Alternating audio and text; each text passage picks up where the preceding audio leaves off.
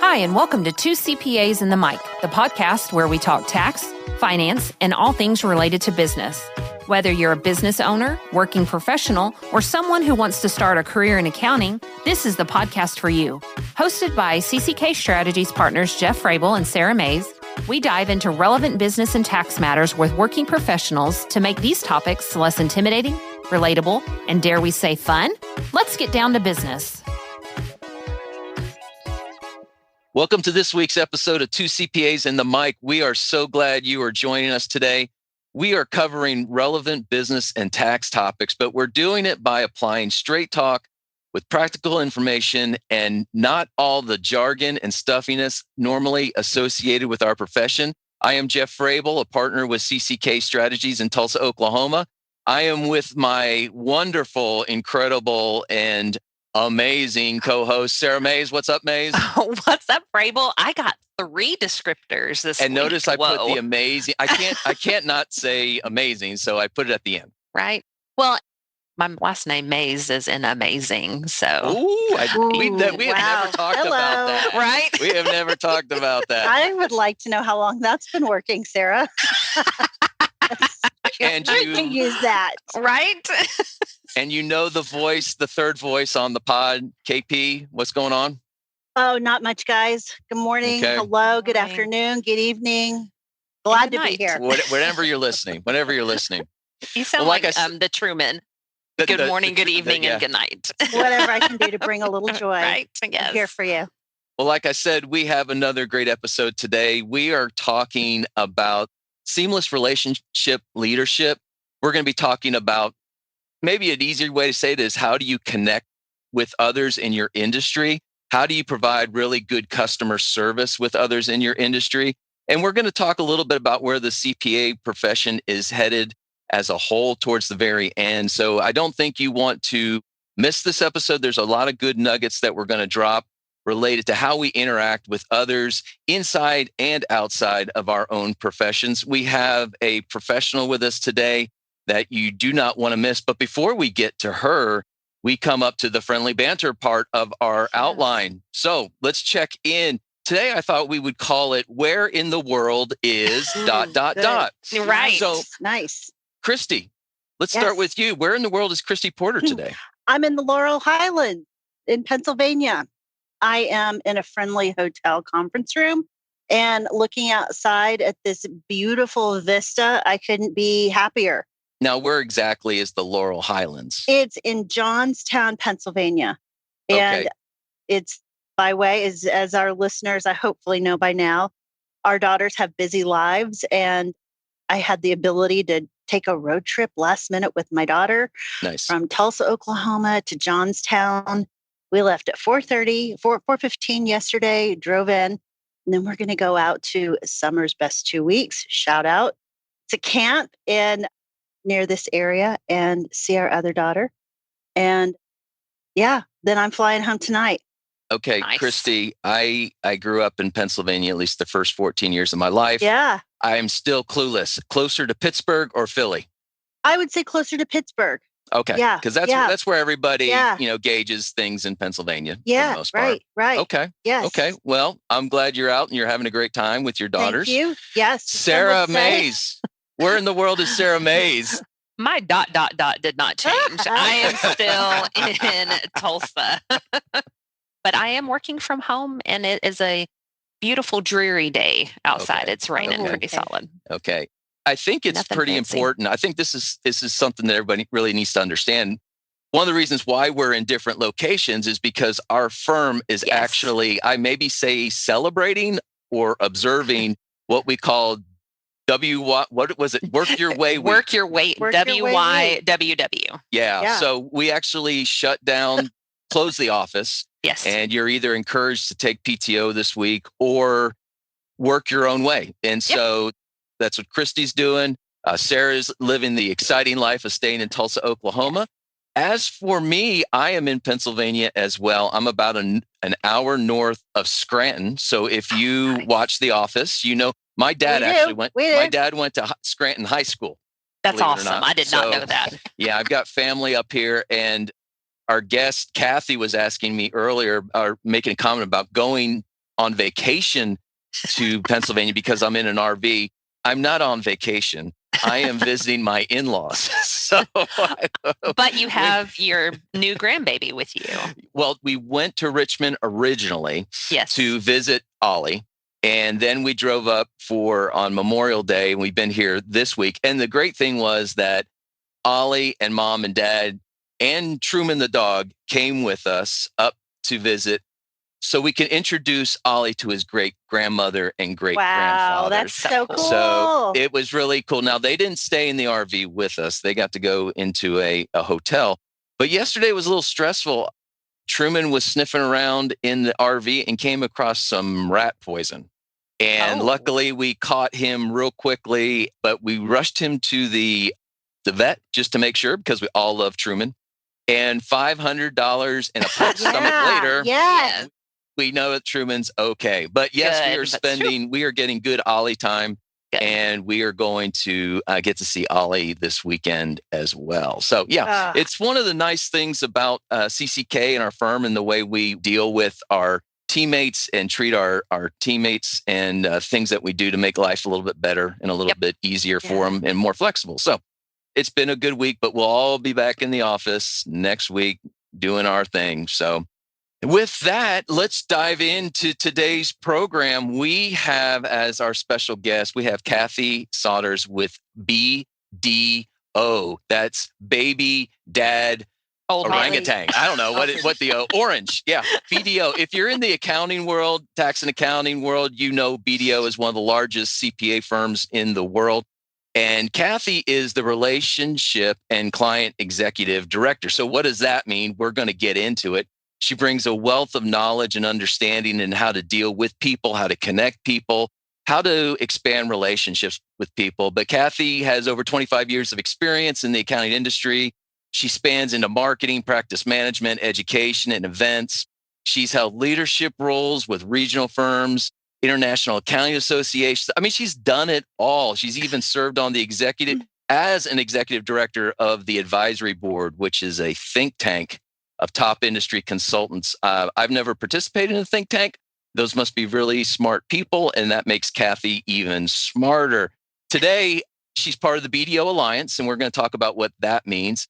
She manages relationships with CPA firms all across the country and leads key initiatives, including firm onboarding, collaborative roundtables, and the firm operations and emerging leaders program.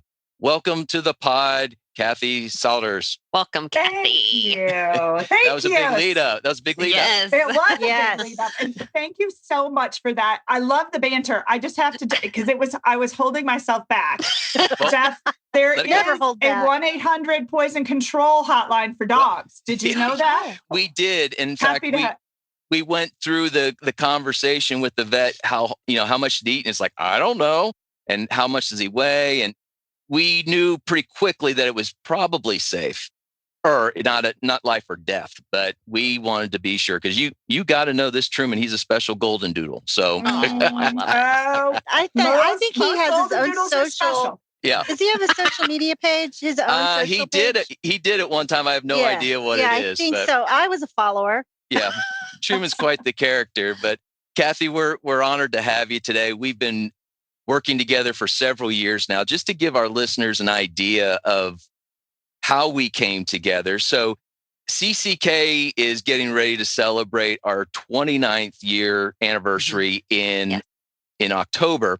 And about 10 years, I think, into our lifespan, we joined another CPA Alliance. And what these is there's several of them across the country, and they're just a way for a large, the way I would explain it is a large CPA firm to have an alliance and to partner with independently owned smaller CPA firms across the country. And they share information, they share resources, and they do CPE and all kinds of things like that. About 10 years into that other relationship, we left that alliance and we joined the BDO Alliance several years ago. And Kathy has been one of our main connectors. And so that's what the alliance actually is. So Kathy, as far as an introduction goes, tell us a little bit about your history, how you got to BDO, and exactly what you do at BDO now. Oh, this is a great question. Actually, I never intended to get into public accounting. I was going to work in advertising. I was going to be a copywriter. That was my goal, my one singular goal throughout my childhood into college. But then I hit a very tough job market and I started looking at different things. I took a marketing position at a CPA firm. It happened to be the right CPA firm because I had a managing partner that was a very big thinker. He was very innovative. He was consultative with other firms in the area. I drove a lot of that. I grew up into that firm to the executive level.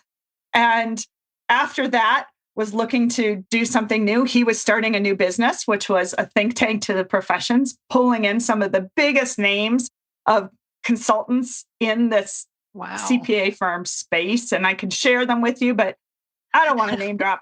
But since you asked. And he asked me to run that business. And I started it for them and ran that business for them and did a lot. And then I got into the association space. And I wanted to answer a question, Jeff, that you kind of posed, which was, what is that? Why would you do that association? Why do you need that? And I look at you and think we would never tell your clients to operate in a vacuum, right? Mm-hmm. Never make decisions without external input. And as much external input and data as you can. This is the ultimate in external data. It is experience, it is history, it is testing, but it's also so much to leverage to help you kind of lift up in certain areas too. So it really is the best of human connection in an industry focus. So I've worked for not one, not two, not three, but 4 different CPA firm associations. I helped to create one with my managing partner when we were at our CPA firm. And then I went on to work for several others, running North America for one, dealing with program development and innovation in another. So I've done several different things. And now that I'm at the BDO Alliance, it's really different because those were all independent associations that were just kind of everybody on the same level, helping one another out of more kindness and collaboration than anything else. At BDO, we have a pillar in the middle, which is BDO. And that provides, that's the big dog up top, but they provide a lot of our foundational resources and information, which definitely helps. It's kind of like a promise, a given promise to all of our members. And then the collaboration that comes underneath that is all just bonus, not less valuable, but definitely something that we can pull and cultivate as time goes on. And that's one of my jobs. So the whole concept there is that, what's the saying, that as the water rises, the ship rises or whatever, but as we all get together and as we share and help each other, the profession as a whole rises as far as reputation, understanding, knowledge, service, and all those kind of things. Isn't that correct? Absolutely. And you know what? We haven't seen that in the same way in history as we did recently with the whole kind of rebranding of what it means to be an accountant during our recent talent crunch. Right. All of us working together to try to elevate what it means to be an accountant, how to get new young talent into this profession. That was a great example of that, Jeff, and all of us kind of coming together and rising that definition of who and what an accountant is and what you can get from it. So, Kathy, before we get more into your role and how you connect people, can you just take a minute to explain for any of our listeners that don't know or understand the concept of BDO? I mentioned they're one of the largest CPA firms in the world, but would you kind of give us the stats, if you will, or where they land, how big they are? You're going to challenge me. We are the 5th largest CPA firm in the world. That means a lot because if you know the big 4, and anybody who spends some time around the CPA world knows the big 4 firms, we are the next one under that. So we are in 167 different countries across the globe. We are often in many levels, we are the largest or one of the largest firms in that country. So we have not only a strong presence in the US with, I believe, 69 different locations here in the US, maybe, I think now after a recent transition, it's jumped up to closer to 75, but we are really strong internationally. And as we become more of a global economy, I think everybody understands that business now, thank you, internet, is much more international. Having those resources to leverage is key. Now, I will say there's a little bit of a space between the big four and BDO because we tend to focus more in middle market, but that works really well for our member firms too. Sure. So we're working on similar clients. I mean, not everybody does public companies or Fortune, 100 work like the big four. So we're kind of dabbling a little bit beneath that and hitting on some of the same issues, targets, opportunities, work than our Alliance members are. So we can collaborate on those. And if you're not overly connected to the tax accounting business world, you may know the slogan for BDO, right? Those who know. No BDO. No BDO. So it was, I would see it every morning when we first joined the Alliance. It became more important to me, but I would see that every morning, like on Fox News or something like that. So those who know BDO. So yeah, we're talking about a big organization, lots of resources, lots of knowledge and understanding and experience here that gets to filter down to these smaller firms in the Alliance. And that's where you come in. And I know Christy is a big proponent of how people are able to connect others. And that's why you and her have such a great relationship. So I know Christy, you have lots of questions to go through here. And why don't you take it away? I'm chomping at the bit. I know you are. Go for it. So I'd like to be recognized for my patience. Thank you, Jeff, Sarah. Buckle up, Kathy. Yes. I'm ready. Oh, it's not that deep. I just think what you do is so cool, Kathy. I mean, I look at you and I know a fraction of your work. So for our listeners, I think that it's important for people who are in our industries, but also for business leaders, for business owners who have all of this information. What do they do with it? How do they wrangle it? How do they pull these ideas and connect? And when I think of you, I think of a connector. And it's like me. If we're going all Clifton strengths, it's my number one. And I know connecting people, ideas, relationships is really important to you. So I got to ask, for people who don't live in our world, what is your day-to-day role or your big picture or your BHAG look like? What's it look like as a connector? You know what? It is never the same. And I love it. I love it. It's so funny because I deal in a space, as do all of you when you're in your daily life, with accountants. And the general thought about accountants is they don't like change. And I think you might say that could be true. I love change. I don't like having the same thing every day. I love new things. And so being a connector is looking for those opportunities and grabbing them when they're there. Yeah. I am constantly open to what's going on and making those connections. And Christy, I love that you pointed that out, being a connector. It's not just being a connector of people. And you kind of think of that like, oh, sure. Christy, you really should meet Jeff. And Jeff, you should meet Sarah. They have great. And I do that a lot, but it's connecting ideas, connecting trends, connecting concepts, being open to starting to make these things look forward as to what's coming. And I think a lot of what I do, not that it's in my role, but personally, is start to make those connections so that I can guide others and give them that extra value and saying, hey, did you know that I'm seeing a trend here, that this is happening? So that means probably this and this are going to come down the pike next. And I love doing that. That is one of my favorite pieces. So I think as a connector, it's just being open. And you hit on something else I'm going to share.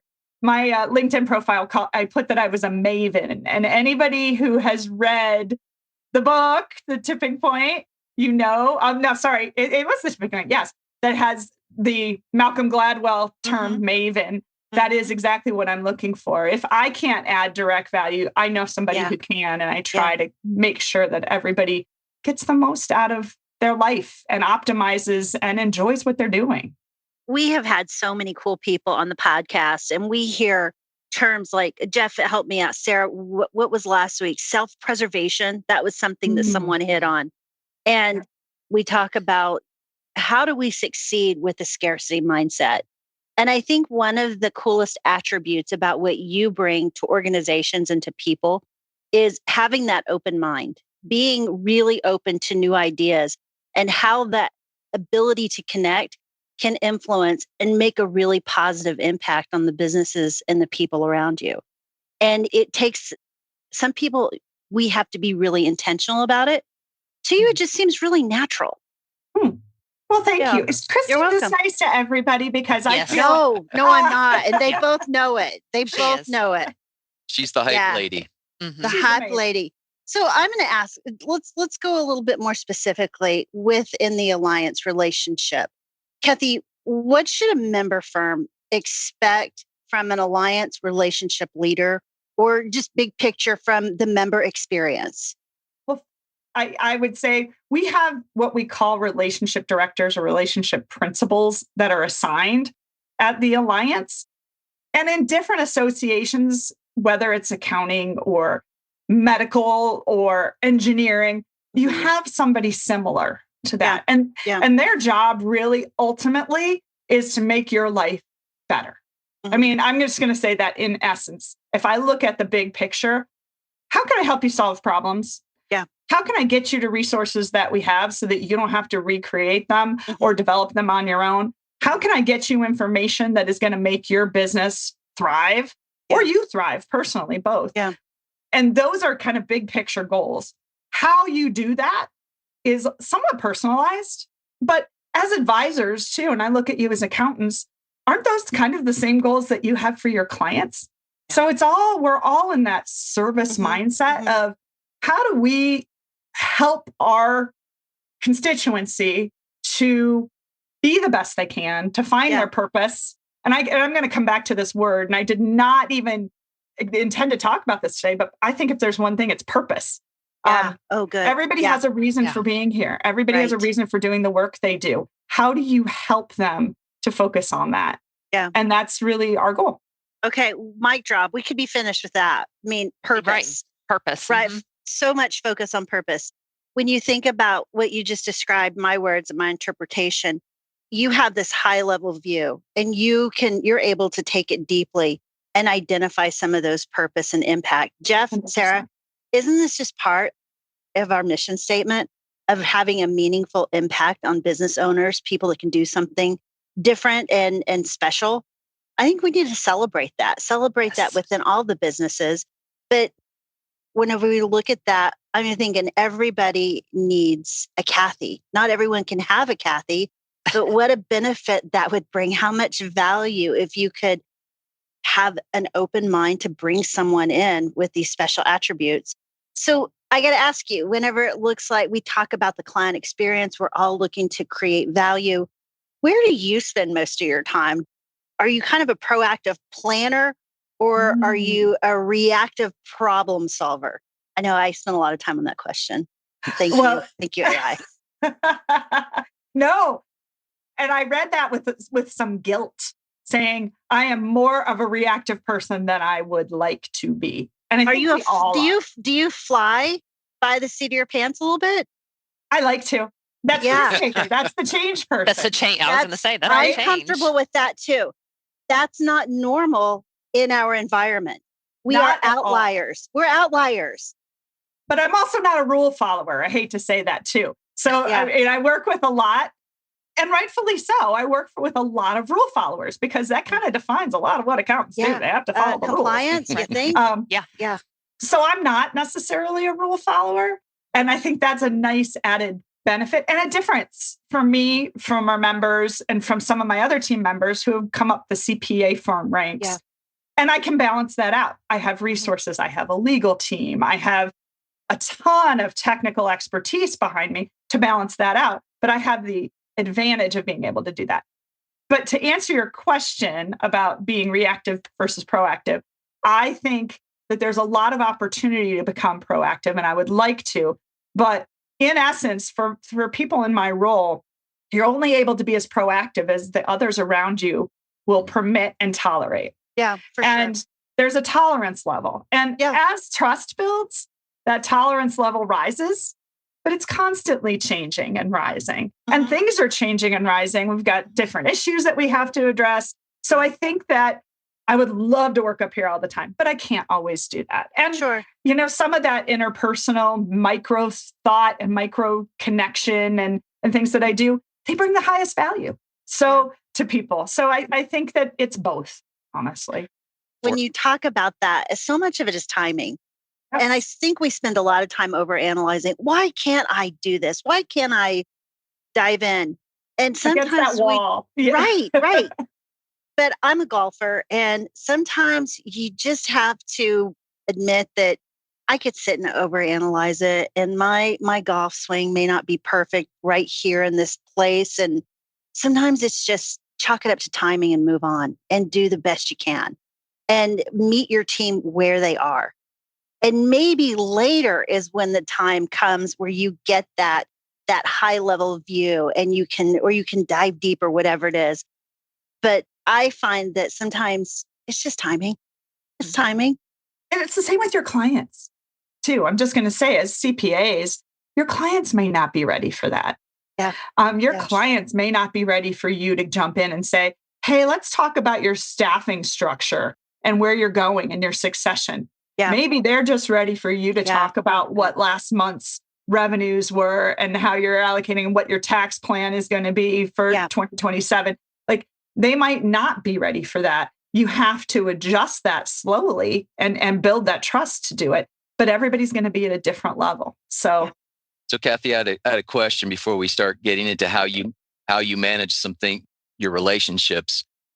You were talking about how you may fly by the seat of your pants a little bit and how you may think about things differently than the rule followers that you work with. How often do you get like really strange looks from those around the table when you come up with one of your ideas or thoughts?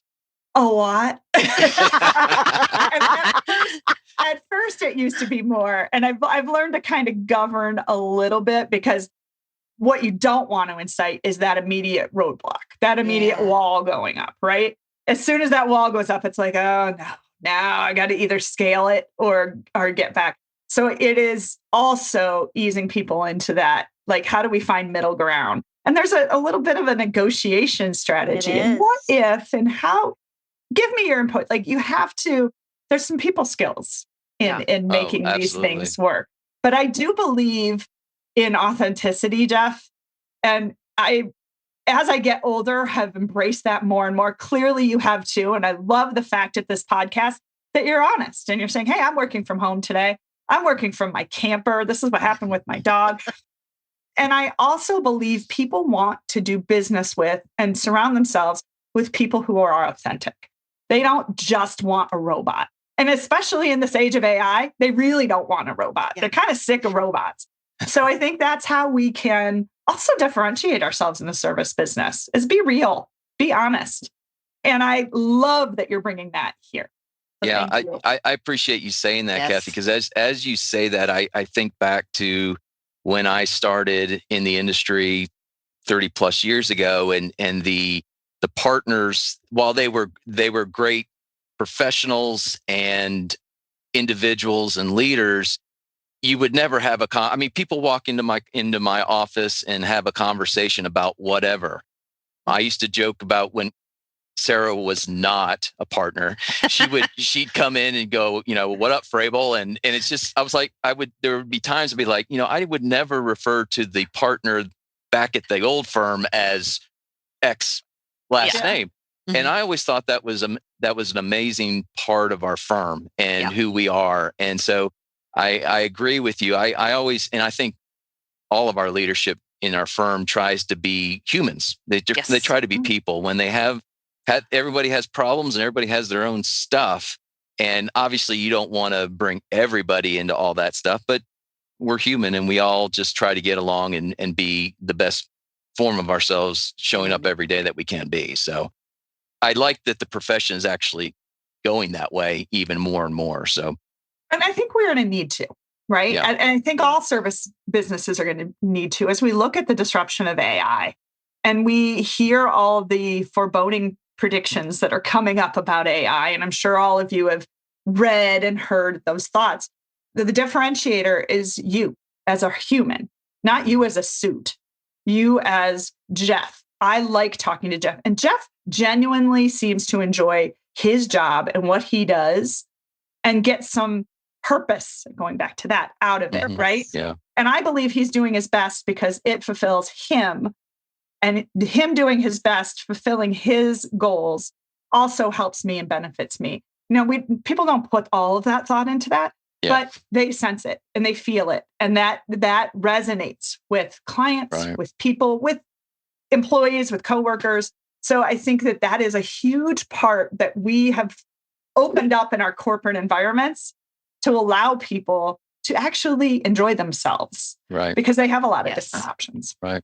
Well, Kathy, let's get a little bit more into the nuts and bolts of how you do what you do, because I'm sure every day that you show up at the office or log in, you've got 100 different things, 100 different to-dos like most business professionals do. So how do you keep your priorities straight when you've got 10 to 20 firms that have 10 to 20 quote unquote urgent needs? That is really a great question. Because it's difficult. Trust is the name of the game. And everybody only sees what their little slice of your time or their interpretation of you is. And so it's very easy for them to lose trust in you if you don't do that one thing when they want it done. They have no concept about the other things. So communication is huge.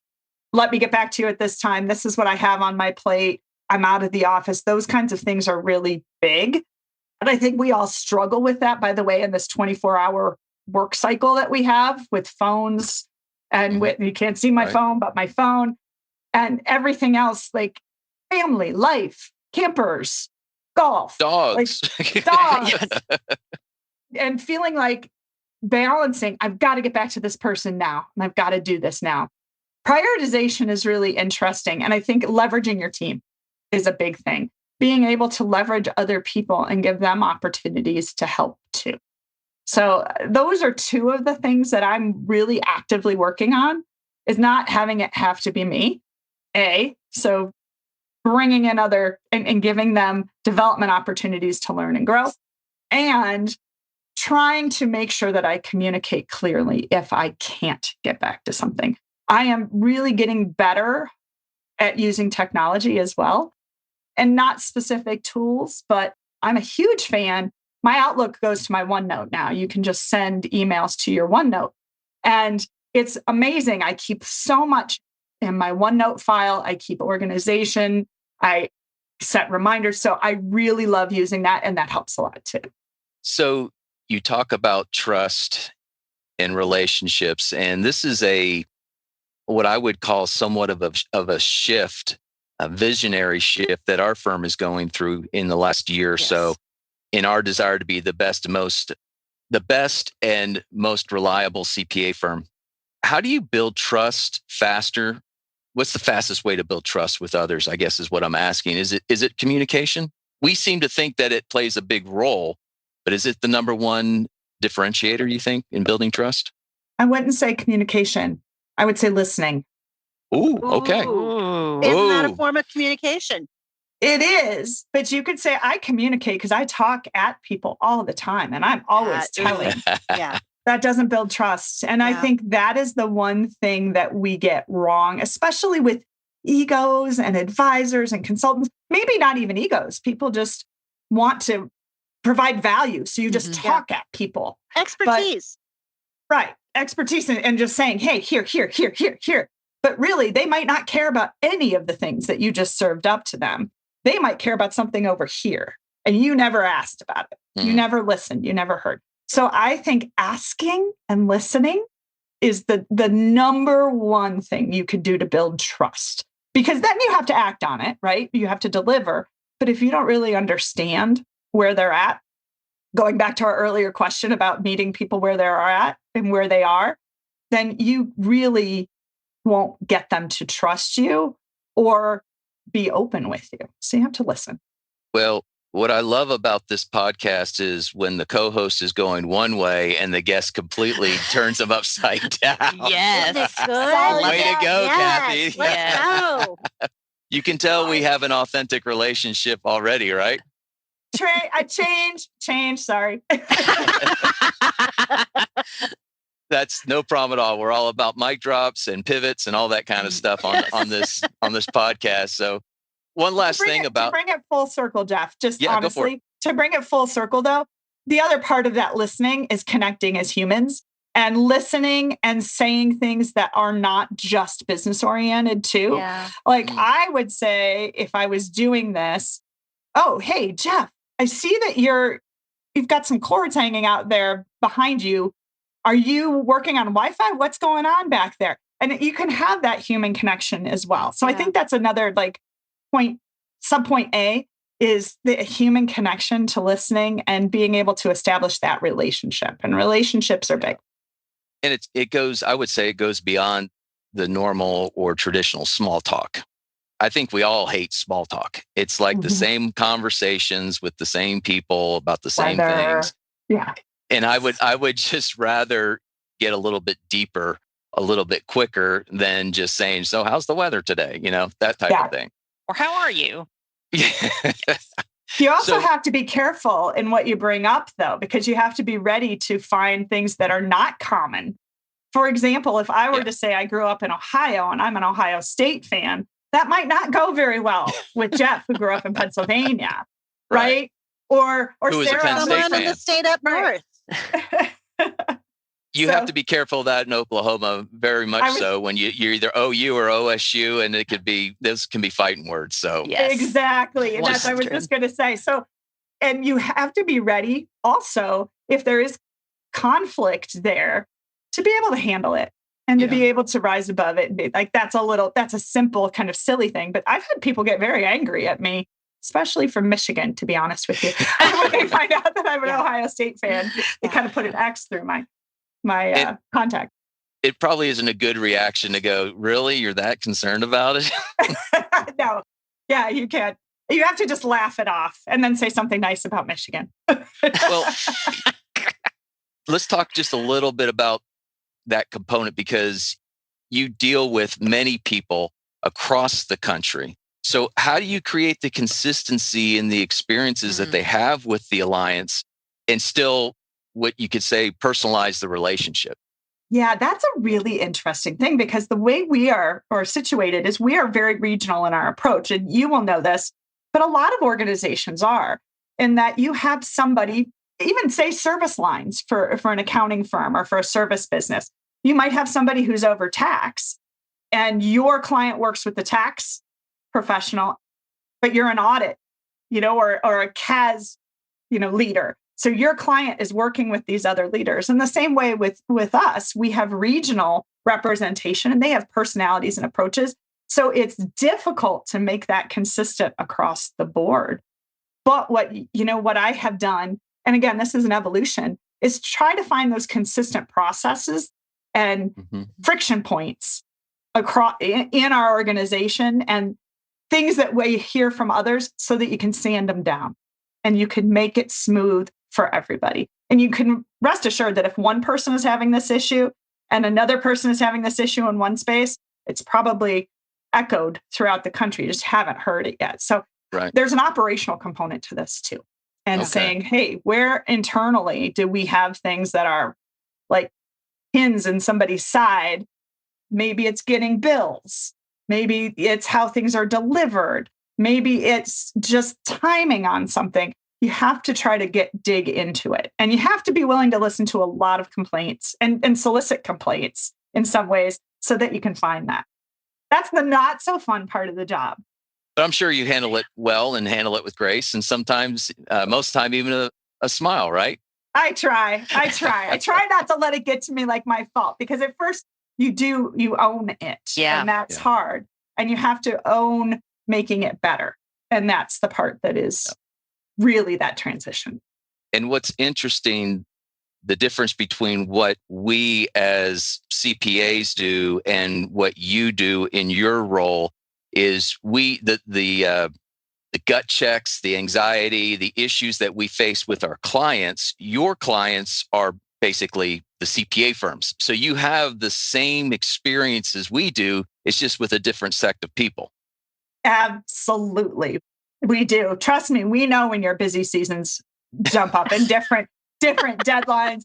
We know when we can expect calls, when we can't expect calls. It's harder when you have a very diverse group of clients per se, and they're all in different industries and different things going on, right? And you have a lot more to manage. And I think most service industries are like that. It's actually really wonderful for us on the CPA firm side because we have consistency and we know what to expect. Right. Let's go a little bit deeper into not necessarily the alliance itself, but the concept of working together. When you are working with firms, and a lot of times firms join the alliance when they're in a growth mode, what's the most common resource gap that you see? Where does the concept of building an alliance with others come into play most and become most, what's the biggest gap that it fills from a resource gap perspective? That's a great question. Like most common issue across the board with growth is lack of strategy and lack of communication of strategy. And I will say, you might have a thought, and maybe the three of you have a thought about what you should do.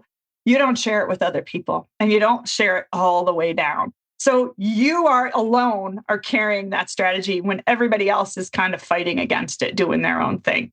And I think focus, first, if you're a growing firm, focus, communication, and transparency are those three things that you need to have for sure. And I'll just throw out, I've seen a consistent success factor in firms and businesses and companies that use EOS. Have you ever heard of Entrepreneurial Operating System? If you read the book Traction, there are several companies across the country that use that. I don't get anything from them. They're not a part of it. And we don't use it on our team. But I have seen consistency in the concept that you all agree upon big rocks and big goals and strategies, and everything you do from there on down through the entire firm focuses on that. It's a communication structure, but it's also really a great way to get things done. And I think firms, whether you use that framework or not, can really learn from that from a growth perspective. So when they become part of an alliance and they have access to resources and information, knowledge, and all these kind of things, whether it's leadership, professional skills, training opportunities, and they come into an alliance, and I'm guessing it's almost like a big candy store. It's a big toy store. It's everything on the shelf looks like, I want that and I want to do that. How do you recommend that firms get involved? Where should they go first? What are the things they should look at obtaining first? I know everybody's different, but generally speaking, where should firms focus? Well, and if they're growth oriented, like you said before, right? Like growth is our number one strategy. First things first, look at BDO. Look at what BDO can do, where your gaps are, and how BDO can fill that. So start making those connections, build relationships, get to know, do informational interviews, really start with the big things that you can gain from this. That's number one, right? If we don't do transfer pricing, I need to learn who does transfer pricing, what that looks like, what kind of clients, because when I need to have transfer pricing work done, I'll give you that example. I know who to pull in, who to leverage, who to ask questions from. And if I'm trying to build a practice, for example, in a certain industry, I have somebody else or a couple other people who specialize in that industry. I can learn from them. I could leverage their contacts. I could leverage their resources. We could share referrals back and forth. That's a huge opportunity, but it takes work. And I think one of the things that's difficult for firms and anybody in an association is dedicating the time to do that. And because it's not in front of you every day, but you need to make it part of the strategy and you need to make it part of people's goals. So I think weaving this and this investment into the overall strategy at a macro level and a micro level is what produces those results. And we are here to help do that. But we need people to come to us and say, I'm looking to grow my real estate practice.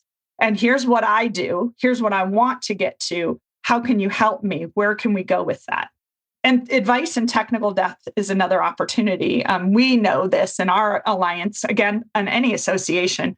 You can find other people, and BDO is fantastic at this, who are really geeky in a lot of specific areas, like areas that you really don't want to get into. Yes.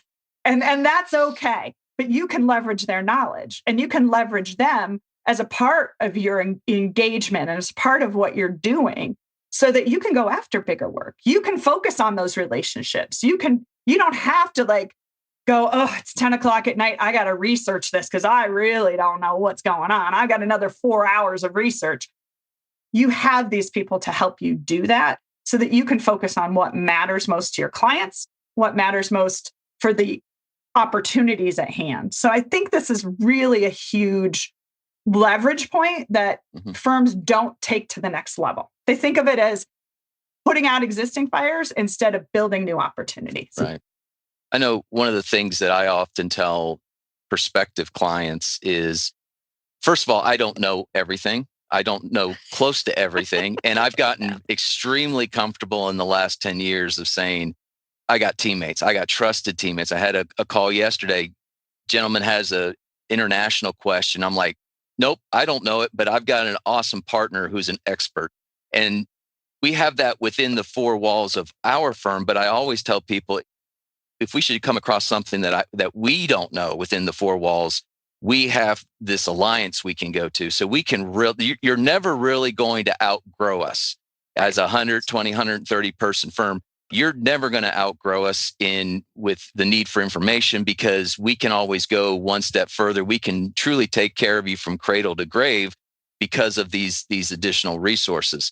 But the other thing that came to mind when you were talking about that, Kathy, that I think is important for our listeners to hear, even if they're not in the accounting space or industry, is what you talked about dedicating the time and the relationships. That goes for any organization that you are a 100%. Part of, whether it's the Chamber of Commerce or networking groups or any type of those relationship building organizations. I'm a chair of a local Chamber of Commerce, and you get people all the time that want to join and they think, well, I'm going to join, I'm going to get all these referrals. And then they never come to an event. And 6 months down the road, they're saying, well, we're not going to renew because we're not getting our worth out of this ROI. And it's like, well, what have you done? How much time have you put in? And so your comment about dedicating the time is extremely important in any organization that we're involved with the desire to build those relationships. There's also, I couldn't agree more with that, Jeff. And also there's the component of that growth mindset in that, hey, if I meet this person, I might not automatically think that I'm going to do business with Sara, but I think somewhere down the line that there might be something. We all meet people who you meet and who look at you through these eyes of, what can you do for me? You can't do anything for me. I haven't learned that in the first 5 minutes. Well, sorry, let me see. Oh, there's somebody else over there. I've got to go. And you can't have that attitude either. Right. You have to have an open mind and be willing to help and communicate with other people. Does that take time? Yes.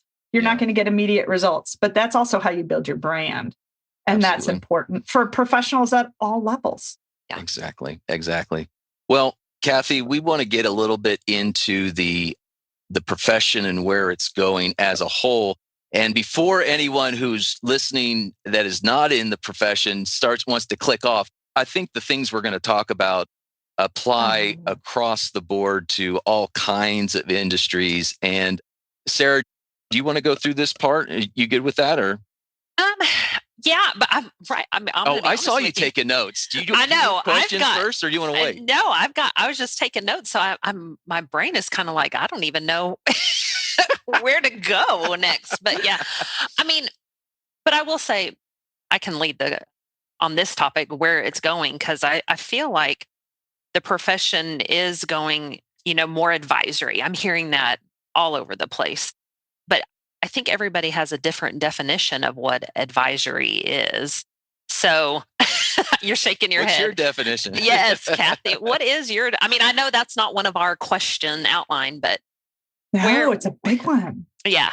Well, you know what? Here's the brief history of advisory. We grew up as tax and audit. And then we started having these other services that bubbled up. I'll say valuations or forensics or some of the other industry specialties. Like I got really in depth with healthcare and billing and all those things. So we didn't know what to do with those. They didn't fit under tax or audit. So we created a bucket that was advisory because it sounded good. And we put there's our junk drawer of services, right? And they didn't really fit in with our traditional models of billing and practice management. So we kind of all put them together. And that's just the trajectory of most firms, maybe not CCK, but most firms. And then now we're saying we need to have an advisory mindset. And things like CAS and client accounting services and advisory services have come up, and those are considered advisory. So wait, what's the difference? What does advisory really mean? And I think what we have to do is differentiate. I believe advisory has changed so that it is a mindset and a position that you have with your client. Every single person in your firm as a professional services provider should be an advisor. Even if they're an associate and they're entering information into a tax return, which I know not a lot of people do anymore, but I had my stint of doing that.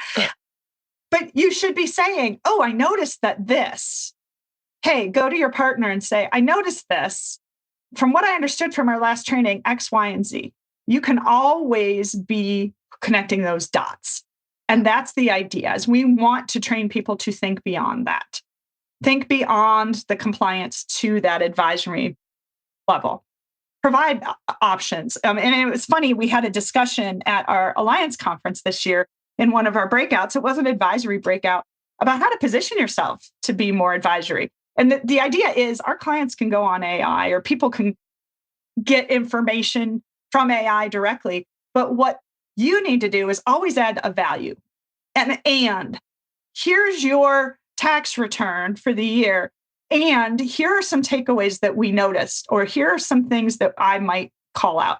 And what you're doing is you're starting to train those clients to see you as more than just a service deliverer, but a service partner. And that's really what you're trying to move towards. And I think training that from the lowest levels up is really building this workforce that will continue to do that with the clients, but also making you so invaluable that forget AI, forget the other stuff. This is where you're really needed, and you're going to differentiate yourself that way. And the other thing about that I think is important is when you're talking about advisory, you're not talking entirely about compliance items or compliance issues or tax or any of those various lines that you mentioned. Sometimes it's just hearing that the client's relative is close to passing away, and you pass that on to one of your relationship people in the firm. And so it may not even be something you bill for, but it's something that's there to strengthen the relationship. And I think that all goes back full circle to your comment earlier about the number one way to build trust is not necessarily to communicate, but to listen and to hear those things. And I'll tell you what, I'm the biggest offender. I get so focused on in the meeting of what we can do and where we need to go that I don't always take the time to listen. And that is the key to this advisory component that not everybody is really picking up on. They think it gets thrown into that junk drawer, like you said, and it's not necessarily these ancillary things that could these personalized things that could be done. Absolutely. And I think we also get, in any situation, we get caught thinking we have to, as an individual, have all the answers. And I have to provide that value. But you said something so valuable, Jeff.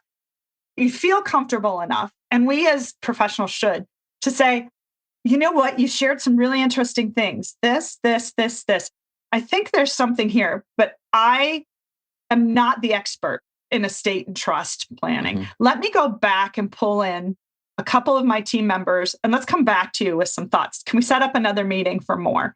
I think people get a little scared that they have to have all the answers when they identify the spark. When the spark flies, they're like, I've got to take that and make a fire. But you don't. Other people in your firm can. And I think having that comfortable, interactive, collaborative mindset in your organization allows you to do that. And that goes for anybody who is in any kind of face-to-face client mode across the board. Share that wealth. And it's also great for the succession of your business, right? We don't want people to think that CCK is only Sarah. And Sara has all the knowledge. And if Sara leaves, oh my goodness, what's going to happen? We want them to understand that this is a community. Well, anyone that's been listening to our podcast for any length of time has heard that we are in this, and I referred to it earlier, the kind of visionary shift of the firm to start with being the best and most responsive CPA firm to a different level, to a different tier, to where we ultimately become a premier advisor. And we've had some difficulty in sharing that vision with teammates because they think they have to do something. They think they need additional training, or it's not something they've learned in school. And the reality of it is, it goes back to just kind of being a human and listening. And like you said, just hear something, pass it on. You don't have to be the one to fix it and to make it better, but just be aware of those things. So I know we all kind of, again, have our own stuff, and we all struggle with similar things, but I'm sure this is kind of a thing that's industry wide as we try to kind of make these changes. It's worldwide. It's across all different. I mean, think about a healthcare provider, right? People are saying things and they're saying, yeah, I've got this strange itch in my back all the time. And they pick up that spark and go, wait a minute, that's something I've heard a lot of. Let me go back and look and do some research on that.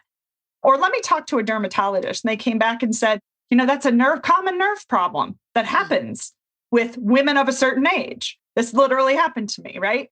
And so there was a little spark there that I threw out that didn't seem relevant, but they caught it and took it back, and they were able to answer that question. That was a minimal thing. But what if it was a big thing? What if that ember that they took back blew up into a big fire and you caught it? And that's the thing. I think you're looking for little sparks. This is a very new analogy I'm just making up on the fly, guys. That's a good analogy. Hey, you're looking let's for copyright it. Yes. If you do it on this podcast, it's our property. So no, it's copywritten. I'm going to have to pay CCK. Yes. If you have that spark and you catch it and you take that ember back, some of them are going to die. Some of them are going to blossom into something bigger, into a fire. But you need to make sure you start catching them. And I think that's what we're really focusing on training people to give them the confidence, give them the access, give them the questions to start to allow things to spark.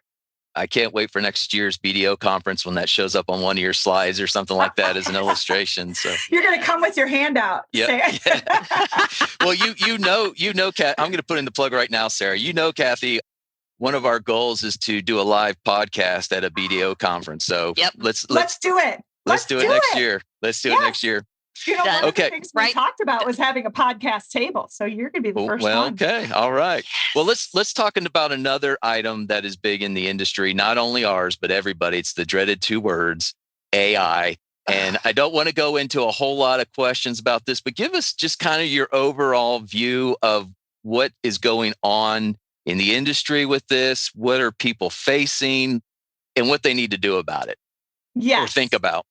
I mean, and it's, again, this is worldwide. So we just came back from the conference that you referenced, Jeff, and it was AI. If you were in a session that did not use those two letters, I don't know where you were. Probably you're under a rock. You were in the bathroom. Yes. But the funny thing is, when I came back, and I want to share this, I was flooded with the next level of this, and you might have seen some of this too, is pushback against AI. So there's a younger generational pushback. Some people who were booing at graduation speakers when the keynotes and said, when they mentioned AI, the entire graduating class booed. So you'll see that there's resistance now too. So how is this going to play out?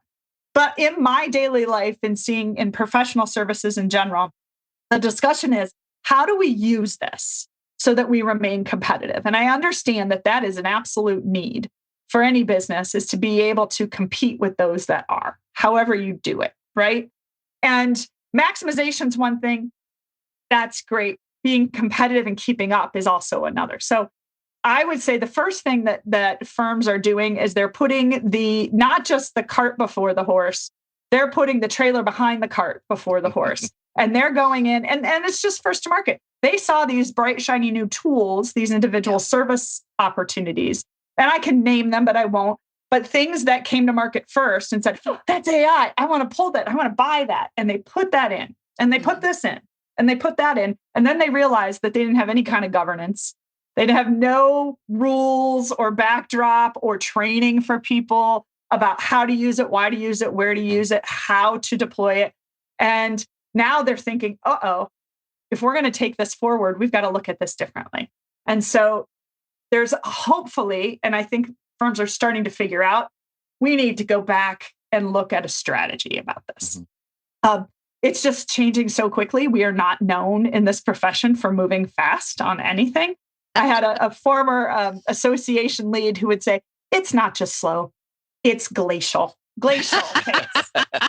That sounds so great, but it really isn't. And in the speed of today, it does sound great, right? Yeah, Yes. right. But we're not used to this. And so I think what we are starting at a leadership level to do is to employ the people who are watching this, who are up to date with what's coming down the pike, what's happening, what the opportunities are, and looking at how we can identify the areas that need to be enhanced, I'll call it that, first, and training people appropriately on why, where, and how. And I think in tandem with that is training people on exactly what we just talked about earlier, how to deliver, how to have relationships, how to have conversations, because we also have to communicate to our teams that, yes, we're training you on AI, but AI is not going to take away your job. Right. Your job is going to shift. And if you think you just really like sitting there programming and entering data all day long, and that's all you want to do for the rest of your life, maybe this isn't the career for you, because it is going to change. And we have to be ready to have those conversations with people. And that's okay if you self-select out. We're not going to push you out. We're just going to expect different things as this position evolves. So the other side of AI is, I guess we've all had the experience where we're talking with a client or just talking with somebody and they say, well, I looked it up on AI and blah, blah, blah. And so where do firms get stuck when it comes to communicating value and scope and confidence and all that kind of stuff when it comes to things like AI? I think that's a really interesting question. And I'll liken it, I'll kind of get away from the CPA firm realm. Yeah. In the healthcare, if anybody watches The Pit, Dr. Google, right? In healthcare, for years, we've been like, oh, I have this thing. Let me search on the internet. But all it takes is the warning or the story of a bad self-diagnosis and a bad self-treatment or some kind of erroneous leads into certain things that take you down the wrong path that cause death. Yeah. Further problems. Same thing with the professional services realm. If you have a couple of really good warning stories and stories to share with your clients to say, please, feel free to search up what you want, but you can come to us. Please always ask, because I'll give you a couple of examples of things that could go wrong. And you can explain that to them. Not that they don't have access to it, not that they shouldn't. That's fine. You have every right to do it, but always have a human check. And we're happy to do that for you. And I think that is a good way to start that relationship with them, because they are going to look. They are going to, they're going to search things up. What you want to do is position yourself to still be relevant alongside that. Yeah. In some ways, it's today's version of several years ago, where people think they could do their own tax return by just doing TurboTax or whatever. I mean, that works for a certain area, for a certain type of situation, but garbage in, garbage out. Yeah. And that you need the understanding. Like I said, we've all had situations and experiences with clients that maybe what they're doing is they're coming to the table maybe a little bit more educated, and that's wonderful. That means we can have that's an extremely good thing. We can have a more collaborative discussion. And I think what we're all looking for are those collaborative discussions of what's the difference between what I saw and the way you really believe it is versus somewhat combative. You're going to bill me X number of dollars to, and it's like, no, you just need to understand this better and how it applies. We've all had situations for decades where clients show up and go, well, I set up an LLC. The attorney said to set up an LLC. And we go, why? How do you use it? And they're like, I don't know. They just said to set up an LLC. And it's like, okay, well, let me walk you through the process. So it's the same. It's the same thing. It's just changing.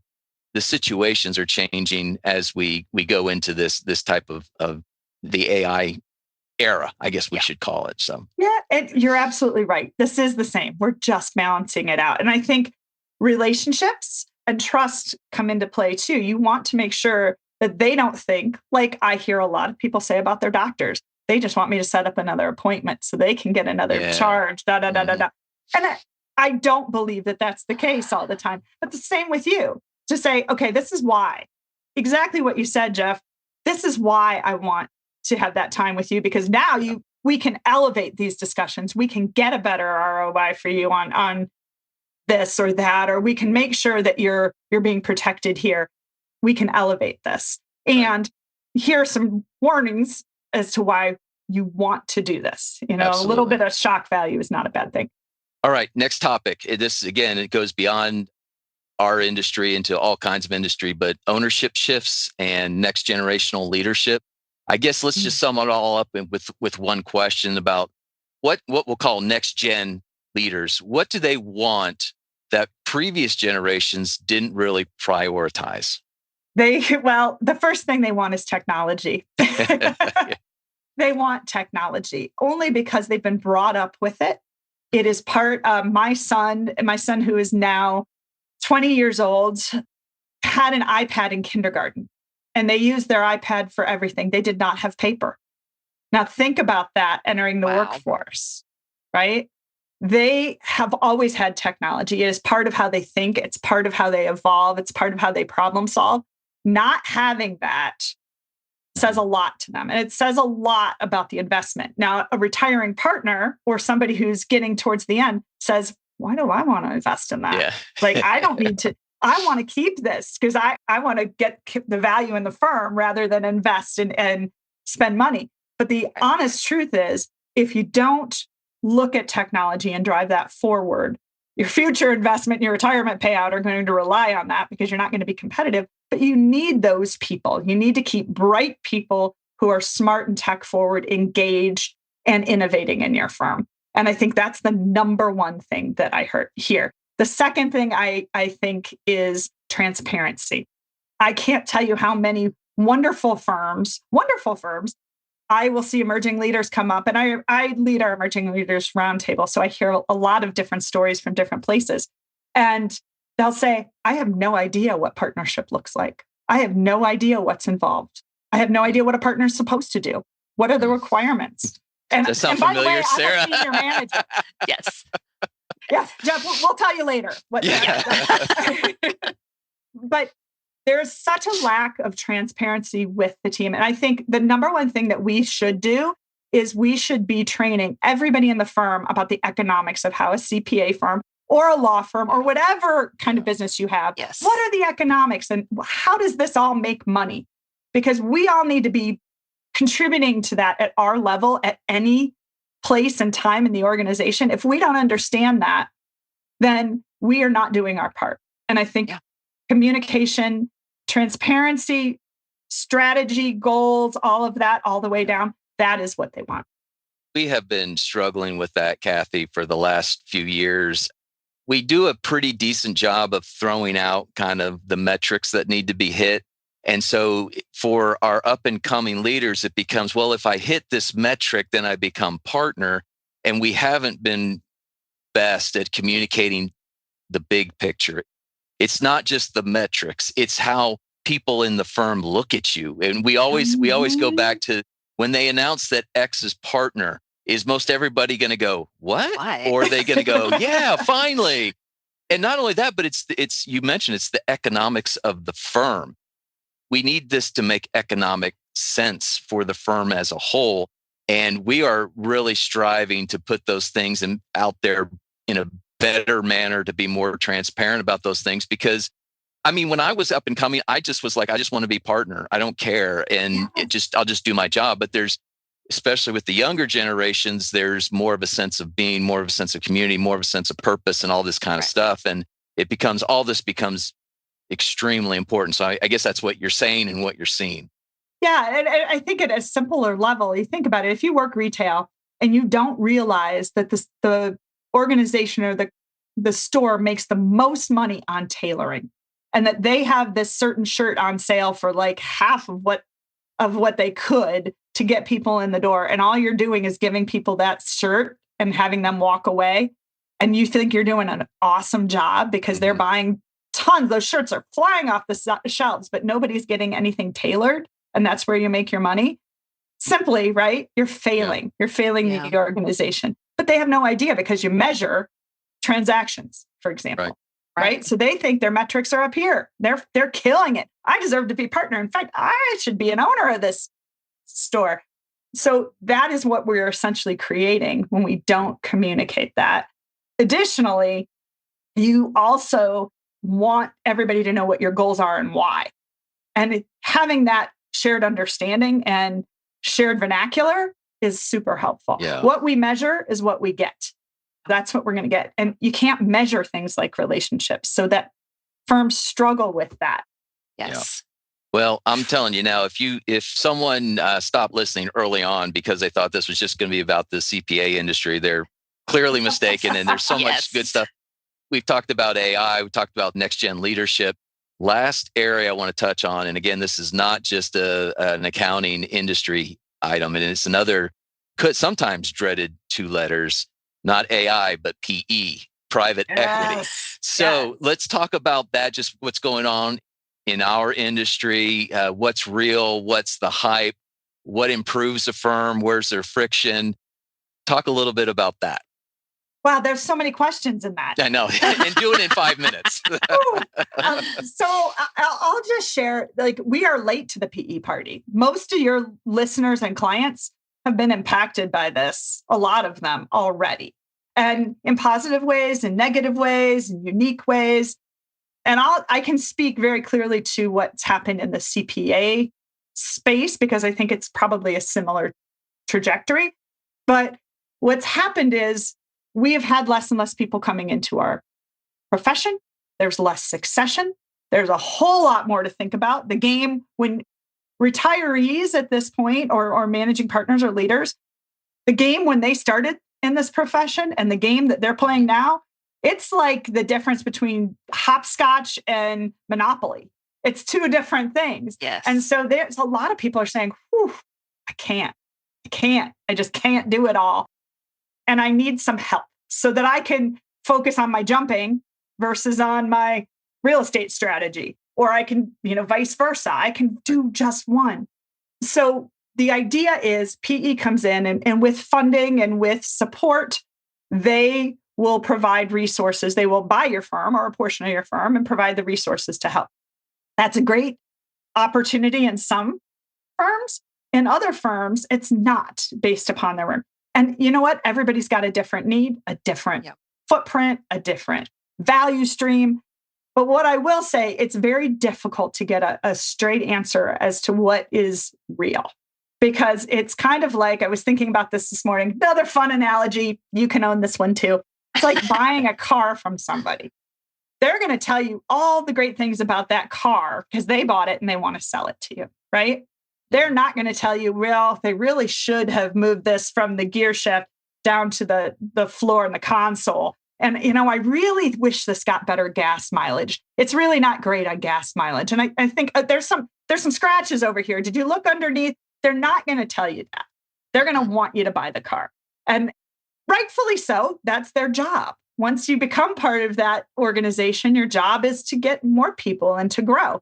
So I understand that, but I think it's difficult to get a real feel for the experience. And the experience is going to be great initially, because that's the idea, right? Yeah. But at some point in the trajectory of any sale, of any acquisition, it doesn't matter if it's private equity or what you're doing, it's going to start to hurt a little bit, and maybe a little bit more and a little bit more. And that's going to be primarily because they're trying to turn a profit on what you didn't have. So status quo is not going to be sustainable. You're going to have to turn.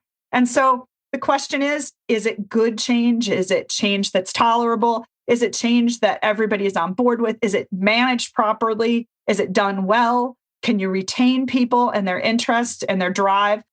And every organization, every PE organization has a different approach to that. So doing your homework is important, but there's also a lot of gut in that too. And I think trusting the people that you work with, trusting in your own journey and that you can do this, and trusting in the people, if you decide to stay independent, that are coming up behind you is very important too. Right. Investing in them again and saying, hey, you know what? We don't need to go with this. I think you guys can do this. Let me help you in my last 5 years before retirement. Prepare for this. Let me stay on after I retire and support you in some ways so that we can make a go of this and continue our legacy and our culture. Well, I think we'll wrap up with that question and with that answer, Kathy. So much good stuff in there. A lot of content, a lot of things that we covered. You truly are an expert, and we really appreciate your insight. Not only the working relationship, but the information you're passing along on this episode. Thank you so very much. But before we go, we do have a special final segment called Would You Rather? I think, right? Yes. All right. Do this too or not? What's that? I don't want to. Do I get to do this too? Yes, it is for you. And before we start this, we never did the where in the world are you today? Because good question. Where are you today? You know what? It's a great question, because within the past few months, I have been working in Portugal, working in the Carolinas, working in Ohio, working in Florida. I've been all over the place. But right now I am in my home office in Connecticut, and I have worked remotely. I love this week of, do it your way. Work your way. Work your way. I have worked remotely since 2003. Oh, wow. So way before it was cool. You're the OG. I am. Yes. And COVID, I had a lot of tell me about it, people. I've done it. But I'm in Connecticut. This is where I live. And I work with a lot of the firms here in New England. I have direct relationship reports for our firms in New England. So I think I'm stealing myself for this Would You Rather, because I'm really bad at this one. Well, no, Sarah's an expert. It'll be good. Yes. Yeah. No, it'll be good. All right. So these are kind of funny. Okay. So this is going to be a light. Yes. It's a light segment. All right, Kathy, would you rather have to use dial-up internet forever or only communicate by fax machine? Only communicate by fax machine. Period. I have zero patience. I have a mug that I don't have with me today that says I've had my patience tested and it's negative. I'm so impatient. I could not wait for dial-up. It would drive me nuts. Nice. Okay, sorry, that's an easy one. That's all right. All right. Would you rather network at only karaoke bars or only escape rooms? Escape rooms. Yes. That's obvious. Well, first of all, captive audience. Right. They can't get away from you, Jeff. That's great. There you go. And I love escape rooms. Nice. Okay. I can't sing for anything, but I love a good escape room. I love solving puzzles. So, well, you really get to know the pressure side of people in an escape room too. So I was going to say, I'm not sure there's anything that causes me more anxiety than the concept of an escape room. I love it. Really, it is talk about working together and testing out how people can leverage one another and work collaboratively, because you can't do it on your own. You can't just have one person.